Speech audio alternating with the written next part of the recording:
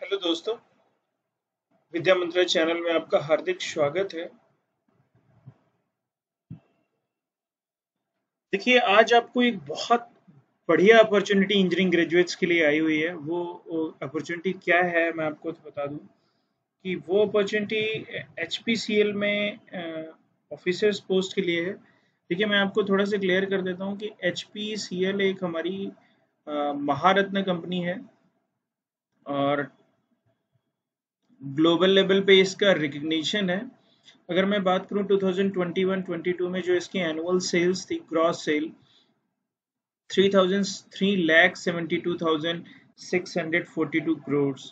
और अगर मैं ये बात करूं तो 18% market share of India petroleum field में है इनका। HP gas, HP petroleum, HP diesels and all जो क्रूड ऑयल्स वगैरह चीज़ें हैं यहाँ पे। देखिए 6,383 करोड़ का ये प्रॉफिट हुआ है आफ्टर टैक्स पेड वगैरह करके। तो मैं आपको यहाँ पे थोड़ा सा क्लियर कर दूं कि बहुत अच्छी कंपनी है। और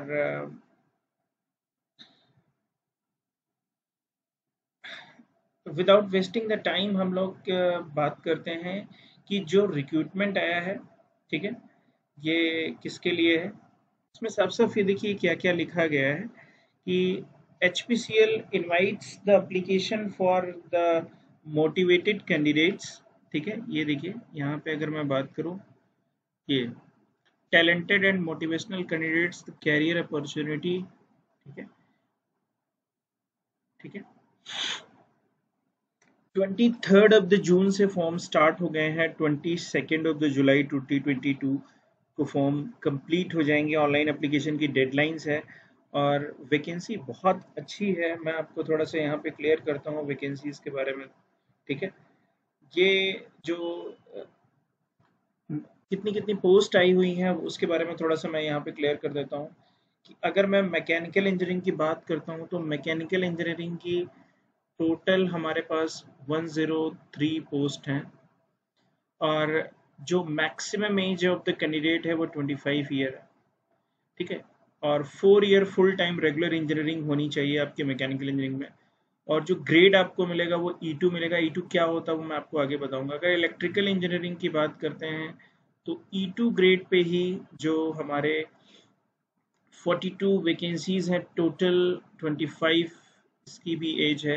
इंस्ट्रूमेंटेशन इंजीनियरिंग की अगर मैं बात करता हूँ तो 30 सीट्स हैं और इसकी भी 25 ईयर एज क्राइटेरिया है मैक्सिमम।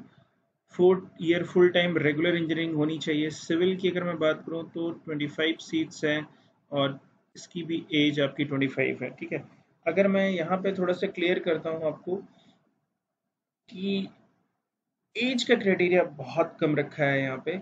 तो लेकिन अपॉर्चुनिटी जो लोग रिसेंटली ग्रेजुएट्स हैं और विदाउट गेट ये रिक्रूटमेंट है। ठीक है, मैं आपको ये चीज़ बताऊंगा कि अभी तक जो HPCL है गेट के बेसिस पे रिक्रूटमेंट करता था और यहाँ पे जो रिक्रूटमेंट है ये without gate.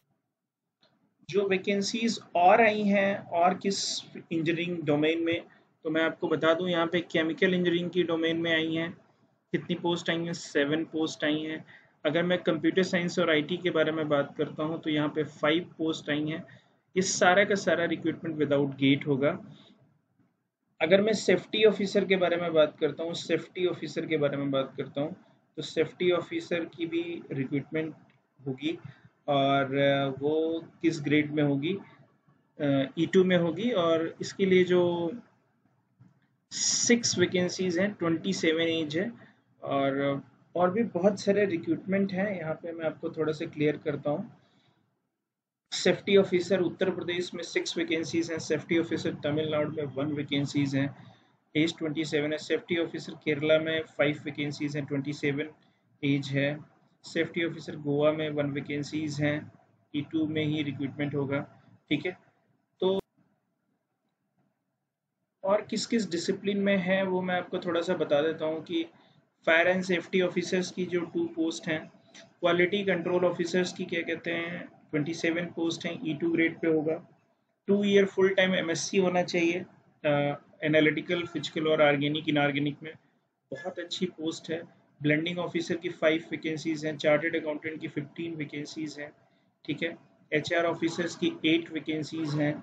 Welfare officer Vishakh refinery के लिए 1 पोस्ट है, मुंबई रिफाइनरी के लिए 1 है। अगर लॉ ऑफिसर्स की बात करें तो 5 वैकेंसीज हैं, एचआर ऑफिसर्स के लिए 2 वैकेंसीज हैं और सी और डी के लिए 3 वैकेंसीज हैं। ठीक है, तो इस तरीके से जो वैकेंसीज का डिस्ट्रीब्यूशन है वो ये है। अब मैं यहाँ पे एक चीज़ थोड़ा सा आपको बताना चाहता हूँ कि कौन कौन सी इंजीनियरिंग की जो डिसिप्लिन है वो अप्लाई कर सकती हैं। तो यहाँ पे मैं थोड़ा सा आपको क्लियर करता हूँ कि अगर मैकेनिकल की कोर डिसिप्लिन है तो मैकेनिकल की है तो मैकेनिकल और मैकेनिकल एंड प्रोडक्शंस के जो कैंडिडेट्स हैं वो अप्लाई कर सकते हैं। इलेक्ट्रिकल में 2 इलेक्ट्रिकल इलेक्ट्रिकल एंड इलेक्ट्रॉनिक्स के कैंडिडेट्स अप्लाई कर सकते हैं। अगर इंस्ट्रूमेंटेशन की कोर डिसिप्लिन में मैं बात करूं तो instrumentation engineering, instrumentation and control, electronics and instrumentation, instrumentation and electronics. ठीक है, सिविल की मैं बात करता हूँ तो केवल सिविल इंजीनियरिंग की डिग्री चाहिए। केमिकल में chemical, petrochemical, petroleum refining and all. और इंफॉर्मेशन सिस्टम की कोर डिसिप्लिन में कंप्यूटर साइंस और इंफॉर्मेशन टेक्नोलॉजी के लोग अप्लाई कर सकते हैं। ठीक है, अगर मैं बात करता हूँ मिनिमम रिक्वायर्ड मार्क्स की तो यहाँ पे देखिए, अगर आप चार्टर्ड अकाउंटेंट पोस्ट की बात करते हैं 50% सीए मिनिमम चाहिए और लॉ एंड एचआर ऑफिसर्स के लिए चाहिए minimum 60% marks, SC/ST PWD candidates के लिए 55% और ऑल अदर पोजीशन के लिए 60% marks for unreserved OBC candidates के लिए, 50% फॉर SC/ST PWD कैंडिडेट्स के लिए। ठीक है, तो मैं आपको थोड़ा सा यहाँ पे क्लियर करता हूँ कि वर्क एक्सपीरियंस जो यहाँ पे मांगा है क्वालिटी कंट्रोल ऑफिसर्स के लिए वो मिनिमम 3 इयर्स का मांगा है, पोस्ट क्वालिफिकेशन एक्सपीरियंस मांगा है।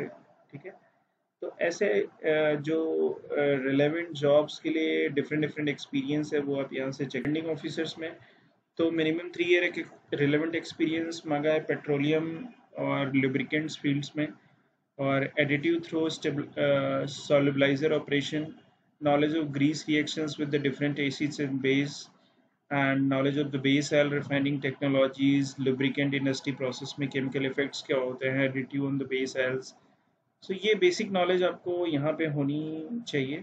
और अगर आप लॉ ऑफिसर्स के लिए अप्लाई कर रहे हैं तो आपको ये सारी चीज़ें आपको पता होना चाहिए। Like should process minimum 1 year relevant experience as a practising advocate और the working experience in the reputed law firm or the legal department of a company. Relevant work experience in a company shall be reckoned post qualification of the LLB। ठीक है, और bar council of India में enrol होने के बाद ये सारी चीज़ें चाहिए। तो रोल्स एंड रिस्पॉन्सिबिलिटीज़ ये आपको मिलेंगी और जैसे ही आप कंपनी ज्वाइन करते हैं। देखिए, अगर मैं बात करूँ इसके पूरे short listing and selection process की तो ये जो पूरा प्रोसेस होगा शॉर्ट लिस्टिंग एंड सिलेक्शन का, the selection process may be comprises of the various short listing and the selections to like computer based test, group task, PI, moot court only for the law officers. So all the candidates claiming to fulfill all the eligibility criteria will be called for a computer based test. Computer based test will be objective questions with no negative marking and will comprises of 2 parts। देखिए, no negative marking. Okay, Journal aptitude consisting of the English language, quantitative aptitude test, intellectual potential test, logical reasoning and DI. Okay, and the second part is the technical professional knowledge comprises of the questions related to the qualifying degree, educational background required for the applied position. Candidate qualify for the CBT in order to the merit and predetermined ratio will be advised to upload the supporting document for certain positions. Okay. Basis scrutiny of the applications, uploaded documents, and category-wise discipline-wise merit list in the computer-based test, eligible candidate will be called for group task and personal interview. Candidate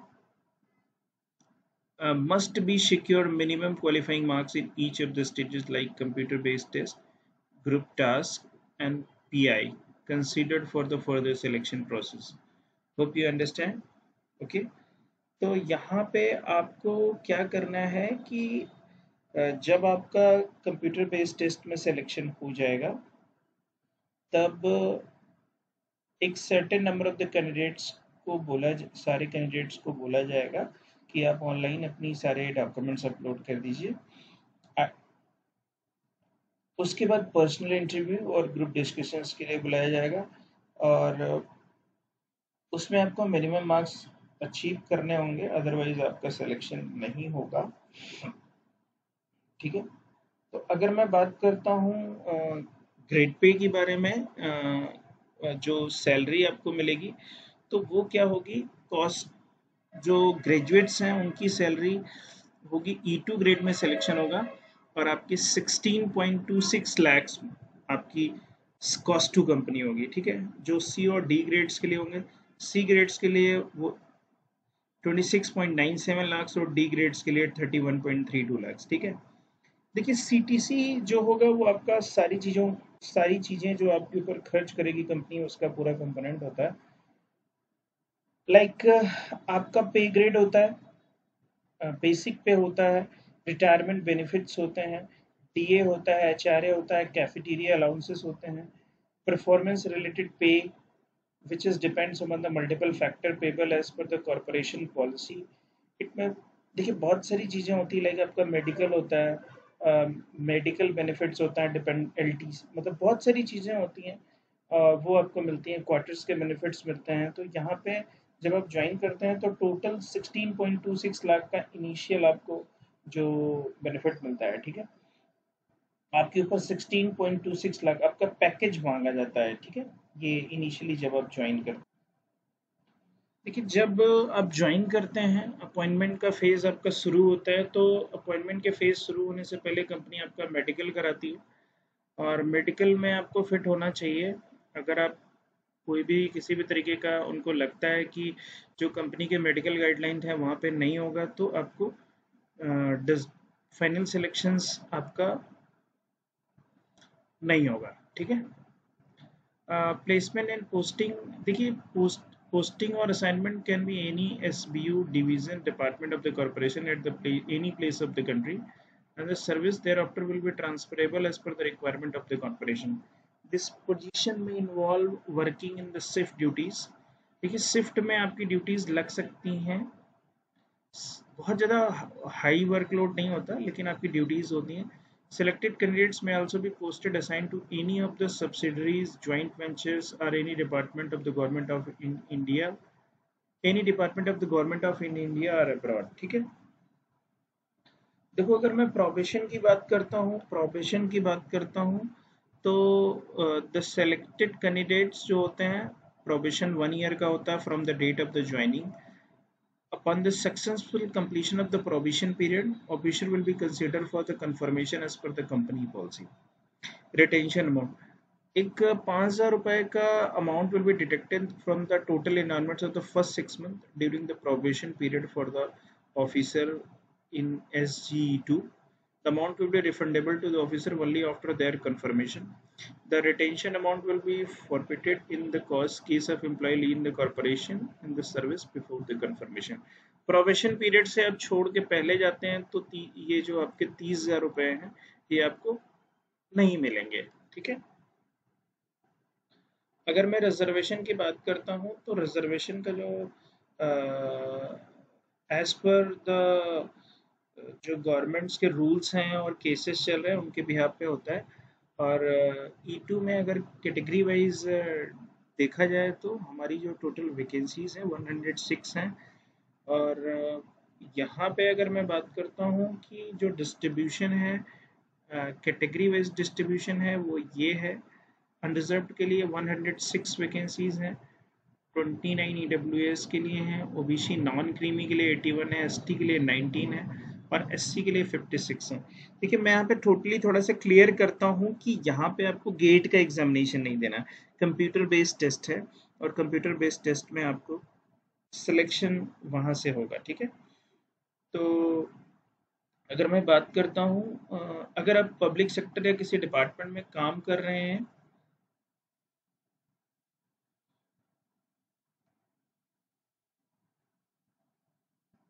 अगर आप किसी public sector department में काम कर रहे हैं या किसी गवर्नमेंट डिपार्टमेंट में काम कर रहे हैं, तो आपको अपने एम्प्लॉयर को एप्लीकेशन फॉर्म अप्लाई करने से बाद या करते टाइम आप उनको बता दीजिए कि हम अप्लाई करना चाहते हैं और आप उनसे परमिशन ले लीजिए। और परमिशन लेने के बाद आपको क्या करना है कि अ, थोड़ा सा आपको at the time of the interview आप अगर वहाँ से एनओसी मिल जाएगी, एनओसी की ज़रूरत होगी अगर आप वहाँ पे एक्सपीरियंस शो करेंगे तो। एनओसी के लिए आपको अपने एम्प्लॉयर को ज़रूर से ज़रूर बताना होगा जिससे बाद में कोई इश्यू ना हो।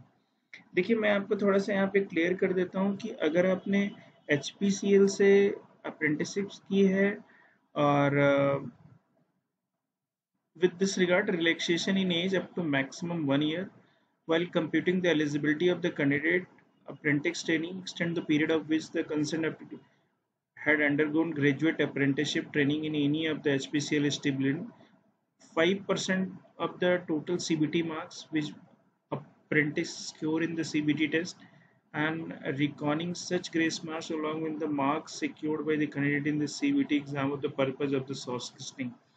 देखिए जो अब सीबीटी में नंबर मिलेगा अगर आपने अप्रेंटिस की है तो आपको 5% नंबर का बेनिफिट उसके हिसाब से मिलेगा। जैसे आपने 100 मार्क्स गेन किए हैं तो आपको 105 5 नंबर एक्स्ट्रा दिए जाएंगे और मैक्सिमम 1 साल का आपको एज में रिलैक्सेशन दिया जाएगा। ठीक है, तो अगर आपने अप्रेंटिसशिप की है यहाँ से तो आप उसका बेनिफिट ले सकते हैं। ठीक है, अब यहाँ पे मैं बात करता हूँ कि 23 जून से 22 जुलाई के बीच में आप फॉर्म को अप्लाई कर सकते हैं और अप्लाई करते समय सारी चीज़ों का ध्यान रख सकते हैं। ठीक है, अब ठीक है, अगर मैं फ़ीस की बात करता हूँ यहाँ पे तो जो फ़ीस की बात यहाँ पे इन्होंने सब रखी है कि 1180 रुपीज़ रखी गई है। और जो S C S T candidates जो हैं, S C S T candidates और पीडब्ल्यू कैंडिडेट्स उनको फीस नहीं फिल देनी है कोई। ठीक है, और लेकिन अनरिजर्व कैंडिडेट्स हैं तो उनको 1000 प्लस 18 जीएसटी आपको 180 फीस देनी पड़ेगी। एंड ये सारी चीज़ें आपको थोड़ा सा ध्यान रखना है। और आपकी कोई क्वेरी है तो आप यहाँ पे पोजीशन नेम और एप्लीकेशन नंबर के साथ careers@hpsl.in पे मेल करके पता कर सकते हैं। और सी जी पी ए वगैरह जो आपकी यूनिवर्सिटी की गाइडलाइंस हैं एज पर AICTE के अकॉर्डिंग होनी चाहिए। एडमिट कार्ड जो होंगे computer based test, group task और सीबीटी के लिए वो डाउनलोड कर सकते हैं HPLCL की वेबसाइट्स के लिए। आपको कोई स्पेशल लेटर नहीं भेजा जाएगा। And total number of the vacancies जो है वो प्रोविजनल हैं, इंक्रीज डिक्रीज हो सकती हैं। ये एक चीज़ मैं बता दूं, HPCL के पास राइट्स है, अगर कभी भी कोई भी इंफॉर्मेशन आपने फॉल्स दी है और पाया जाता है तो आपका कैंडिडेचर रिजेक्ट हो सकता है। HPCL रिस्पॉन्सिबल नहीं है कि आपको मेल नहीं आई और कोई कम्युनिकेशन सेंड नहीं किया गया। आपको वेबसाइट पे प्रॉपर विजिट करते रहना पड़ेगा। ठीक है, तो ये सारी चीज़ों का आपको ध्यान रखना है। कैंडिडेट से ये कहा जाता है कि आप एक से ज़्यादा एप्लीकेशन ना फिल करें, एक ही एप्लीकेशन करें, अदरवाइज आपके दोनों एप्लीकेशन रिजेक्ट हो जाएंगे। और मैंने आपको फिर से बता दे रहा हूँ कि कैंडिडेट जो government departments, PSUs, autonomous bodies में काम कर रहे हैं वो प्रॉपर चैनल के थ्रू अपने एप्लीकेशन को प्रोसेस करें और नो ऑब्जेक्शन सर्टिफिकेट्स की original hard copy group task और PI के टाइम पे आपको प्रोड्यूस करनी पड़ेगी। और अगर आपने नहीं प्रोड्यूस किया तो आपका ग्रुप टास्क और पर्सनल इंटरव्यू नहीं होगा। कैंडिडेट जिनके पास फाइनल डिग्री नहीं है, degree certificate in the mark sheet at the time of the application ensure the fulfill of the eligibility criteria। Final decree marksheet आपके पास होनी चाहिए।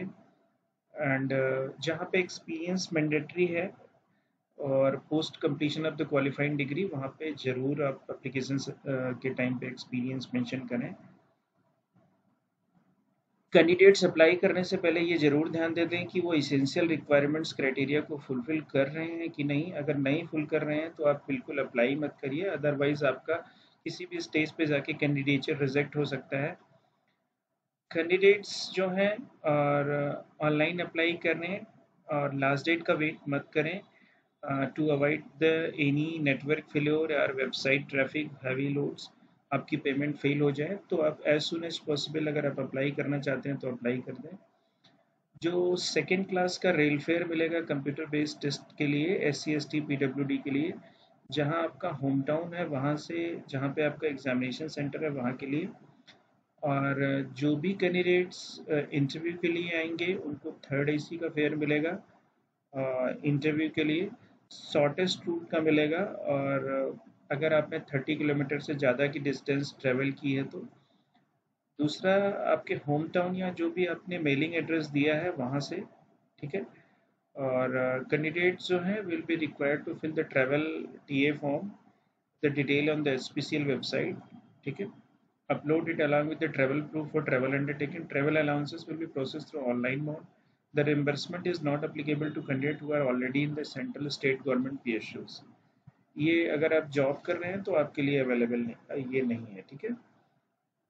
और कोई भी एम्बिगिटी पाई जाती है, कोई भी डिस्प्यूट अराइज होता है तो अदर दैन इंग्लिश, तो इंग्लिश वर्जन को भी आप फॉलो करिए। और कोई भी कोर्ट केस या रिलेटेड इंफॉर्मेशन होगी तो मुंबई के जुडिशियल में ही ये देखी जाएगी। तो किसी भी कॉरिगेंडम या एडेंडम अगर अपलोड होता है तो केवल हिंदुस्तान पेट्रोलियम .com की वेबसाइट पे ही होगा, और रेगुलर आप वेबसाइट विजिट करते रहना चाहिए डिफरेंट डिफरेंट सिलेक्शन प्रोसेस के लिए, ठीक है। तो ये बहुत अच्छी अपॉर्चुनिटीज़ है, गेट नहीं देना आपको, फिर भी आपको यहाँ पे कंप्यूटर बेस्ड टेस्ट के थ्रू जॉब मिल रही है। और बहुत अच्छा पैकेज है, E2 पे आपको लगभग 16.67 लाख के पैकेज है। This is one of the great opportunities provided by HPCL to the appearing candidate who are preparing for the engineering jobs. Thank you. Knowledge अच्छी लगी हो तो लाइक ज़रूर करिएगा, फ्रेंड्स के साथ शेयर ज़रूर करिए, और चैनल पे ऐसी इंफॉर्मेशंस के डिफरेंट डिफरेंट अपडेट्स के लिए सब्सक्राइब जरूर करिएगा चैनल को, बेल आइकन को प्रेस करेंगे तो आपको नोटिफिकेशन अपडेट्स मिल जाएगी। जय हिंद, जय Bharat, wishing you all the best for your great success.